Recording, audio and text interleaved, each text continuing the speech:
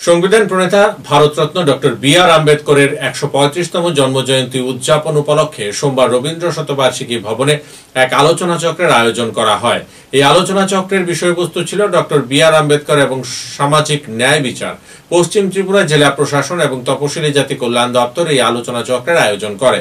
এই আলোচনা চক্রে প্রধান অতিথি হিসেবে উপস্থিত ছিলেন মুখ্যমন্ত্রী প্রফেসর ডক্টর মানিক সাহা। আলোচনা চক্রে বক্তব্য রাখতে গিয়ে মুখ্যমন্ত্রী বলেন, পিছিয়ে পড়া জনগণের কল্যাণে কেন্দ্র এবং রাজ্য সরকার বিভিন্ন পরিকল্পনাকে সামনে রেখে কাজ করছে সরকার।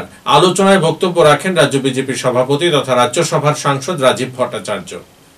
মাধ্যমিক বৃত্তি, যেটা আমাদের রাজ্য প্রকল্প, এবং যারা অপরচ্ছন্ন কাজে নিযুক্ত পরিবার, যাদের সন্তান সন্ততি যারা আছেন, তাদেরকে কেন্দ্রের 90% এবং আমাদের স্টেটে 10% সেটা দিয়ে তাদেরকেও আমরা আর্থিকভাবে সাহায্য করার ব্যবস্থা আমরা করেছি।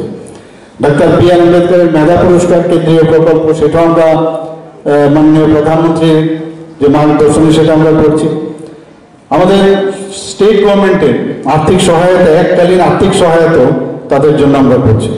মুখ্যমন্ত্রী স্বনির্ভর পরিবার যোজনায় তাদেরকে যে সাহায্য, তপশিলি জাতিভুক্ত আবাসিক ছাত্রছাত্রীদের জন্য বিশেষ প্রশিক্ষণ, প্রধানমন্ত্রী আদর্শ গ্রাম যোজনা, বাবু জগজীবন রাম ছাত্রাবাস যোজনার সাহায্য প্রদান, এসব বিভিন্ন যে প্রকল্প, যেটা ডক্টর বি.আর. আম্বেদকরের যে ইচ্ছা এবং ওনার যে ভাবনা, সেটাকে সাকার করার জন্য আমাদের ত্রিপুরা সরকারও সেই মাননীয় প্রধানমন্ত্রীজি যেভাবে করছেন দেশের জন্য, আমরাও সেইভাবে আমরা করছি।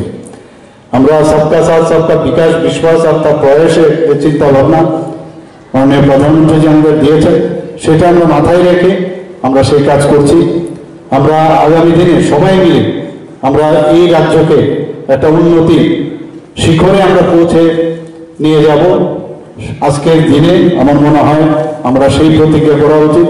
সবাইকে এখানে উপস্থিত থাকার জন্য